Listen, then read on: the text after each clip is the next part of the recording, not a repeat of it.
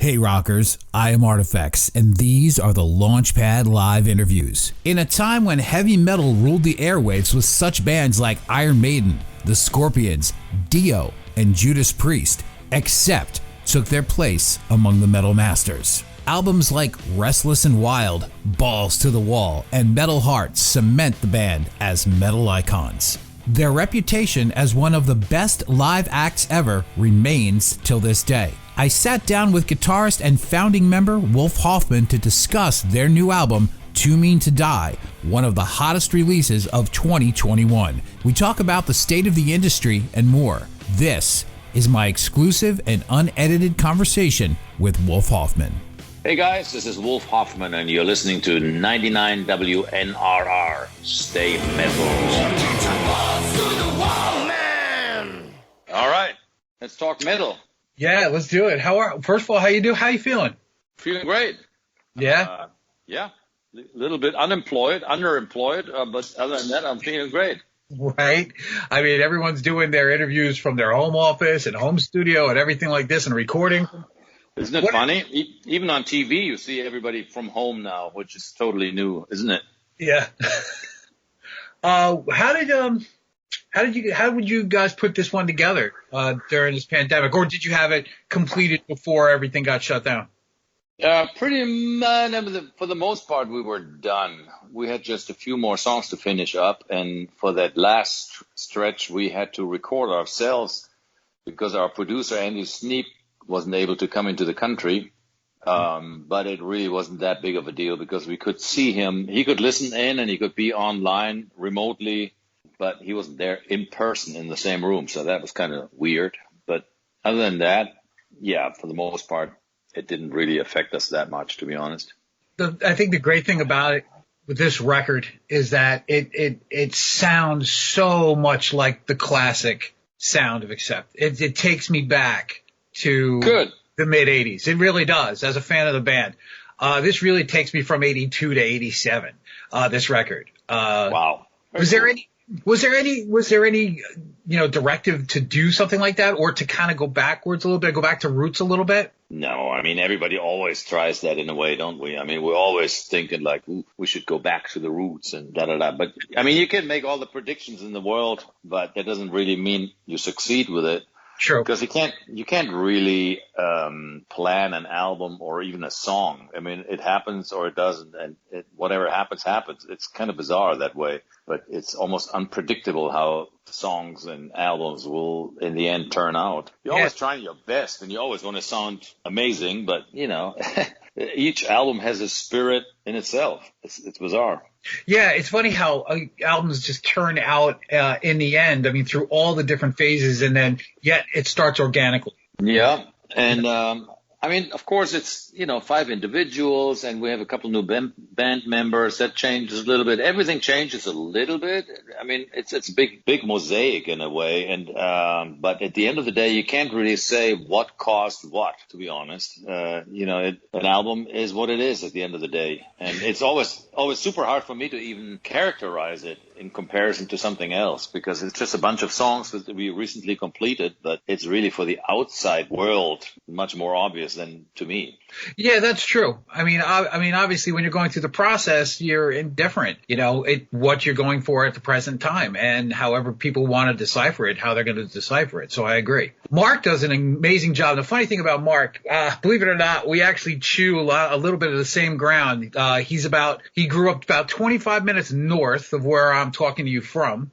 Oh, okay. And and him being a TT Quick and we actually chewed a lot of the same stages together in about the same time. So it's funny talking about Mark in this aspect. Does a great job on the record. Just really does. He really, really did, and he's an amazing singer. And especially on that, what surprises a lot of people is the ballad, if it's even the ballad. I don't know, that slow song we have, "The Best Is Yet to Come," where he really shows the other dimension of him. I mean, that other side, the singer, soulful, well, I don't know if it's soulful, but it's definitely emotional singer side of himself. Yeah. That's kind of a little bit of the Mark that I remember from back then. And then, following him since he got, the gig with you guys, it was to see him do this almost a little bit slightly unexpected, but then yet him to absolutely carry it through was really great. And, but this album is by far, like, I think his best work with you guys, by far. Excellent. Yeah. We took extra time to make sure all the vocals are as best as they can be, because, you know, that's what it's all about at the end of the day. You know, just changing the vocals slightly makes more of a difference than changing, I don't know, the drum groove or I mean, it all plays a role, but to me, it's mostly about the vocals. I wanted to ask you, thinking about this, and I'm, counting the years. We're coming up on 45 years of the band existence. When you think about that, and you think about that number, what does that mean to you? That's scary as hell. And I just turned 61 recently, and in my mind, I'm still 16. You know, it's just same numbers, only backwards. But I don't know, man. I don't feel like 45 years have passed, but I know they have, because I have the albums to prove it. Isn't that crazy? I'm only like a couple years behind you, and it's just we don't feel it. We don't feel 61. We don't feel 58. See, metal keeps us young, and we're too mean to die anyhow. So what's the worry? All right? That's true. With some of the songs on the record, obviously the latest single that they're playing, "Too Mean to Die." Some of my favorites, "Symphony of Pain." Love that track. Cool.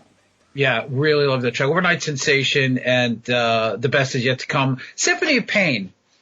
Where did the idea of that come from? You know, I've always messed around with classical ideas ever since I was a teenager, and I've done it with Accept songs ever since Metal Heart in 86 or 85 or whenever that was recorded. So once in a while, I have a song that kind of lends itself to infusing a little bit of classical music. And in this case, I was toying around with that phrase, "symphony of pain," because I just liked the way it sounded. It sounded like the ultimate pain. It's a symphony of pain. I don't know what, but I liked it, you know.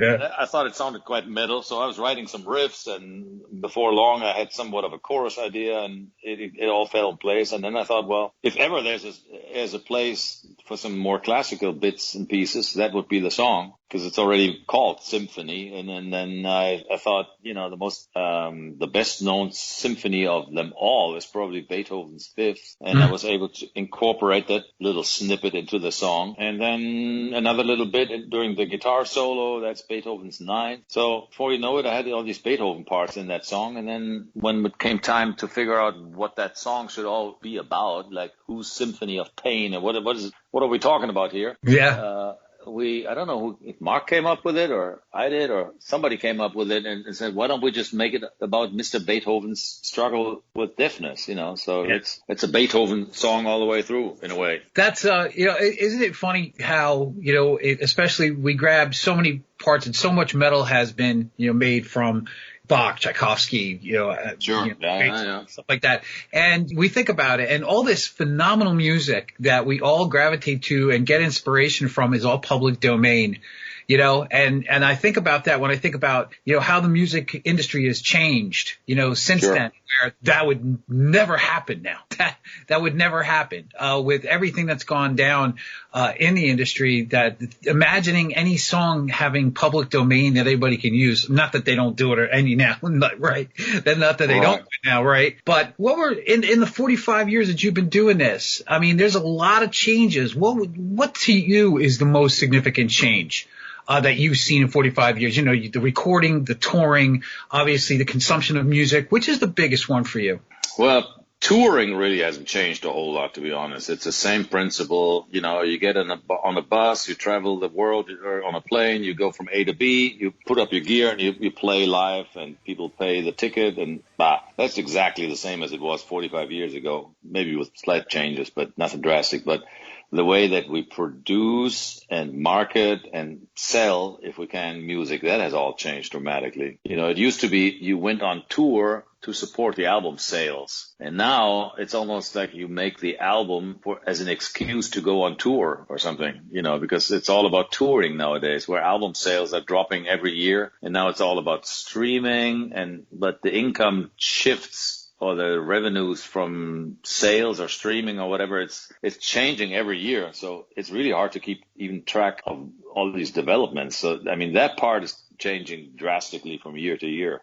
It's crazy. Does it even, I have to ask you, doesn't it, I mean, somebody who's read, everything all the way from the Millennium Copyright Act all the way on up to the latest legislature, does it really equate, when you guys used to get points on a record as to the amount per streaming and stuff like that? To me, like points on a record seem like they were much more than what the streaming service is now. Definitely. But then they say, well, it's like comparing apples to oranges. There's all these other variables. They say, well, if it's because somebody recently said, well, if you download an album, whoever buys it owns it for eternity, and they can theoretically play it 1,000,000 times and you never get a cent more, if you know what I mean. But if it's streamed and it gets streamed so many times, then each stream after that gets you more money. But that sounded like a weird equation to me, because who streams an album like thousands of times? I mean, maybe somebody does, but I can't imagine. You know what I mean? It's still streaming per stream. You get like 0.0 something rather than hardly anything. So at the end of the day,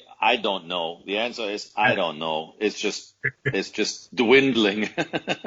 Yeah, I mean, to me, the old classic consumption of an album, it's like, get the points off the record, and sure, if you buy the record, and they should own the record. They invested in buying the entire piece of work, which really music really should be consumed. And I think that, metal, right, for us has been consumed in an album form. There rarely has been like singles. People don't consume metal in a singles form. No, they don't. You're right. Absolutely. And the metal community is one of the last to even hold on to the physical sales, which is very good, we're super grateful for that, because, I can see when we're doing these meet and greets and signing sessions, there's, people still buy that stuff in hard copy, which is great. Even if they sometimes don't really play it that much, they might still be streaming or like having it on their iPhone, but they want to own the copy just as part of their collection, part of their tribute to the band, and part of, I don't know what, they bring it they want to have it signed a lot of times too. That's a big deal, I guess, because you can't sign an MP3 after all.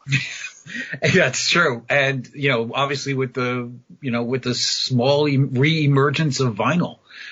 Or cassettes. Have you heard it? They're bringing back cassettes. I saw that. A couple of bands are starting to put cassettes out. Yeah. Yeah. Our last 5 albums, since Blood of the Nations, they're now going to come out on Nuclear Blast as cassettes. And I thought that's pretty awesome. Even like different color cassettes, like red and green and all the different. I thought that was pretty cool.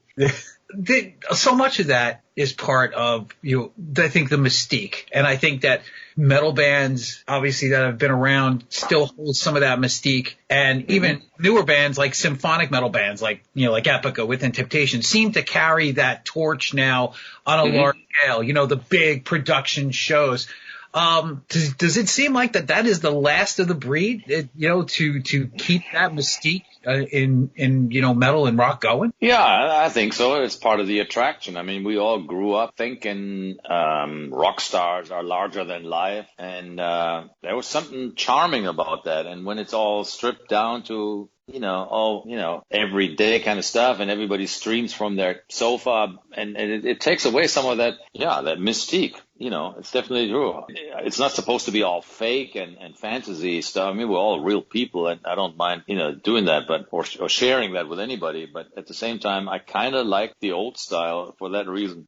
Well, I think, because, we had pictures of Accept, Maiden on our big posters of you guys on our walls.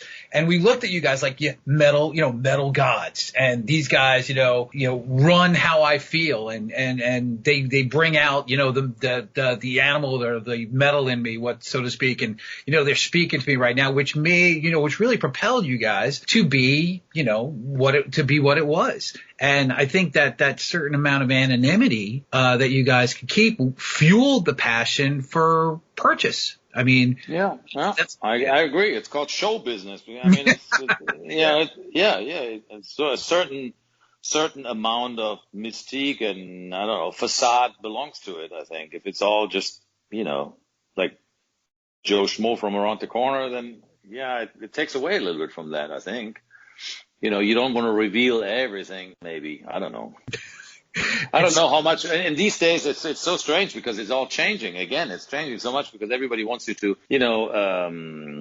post all these videos all the time, of sharing everything with the fans, and that takes also a little bit away from that. So you never quite know how much do you have to do it or how much is too much. I mean, Yeah, I think it hurts it. I think it takes away from the mystique of what everyone's trying to build. So exactly, yeah. I hate talking about this subject, but it is what we're dealing with right now. Well, hopefully not too much longer now that everyone's getting a needle in their arm. Obviously, so many bands have lost out on the opportunity to capitalize on putting out a new record.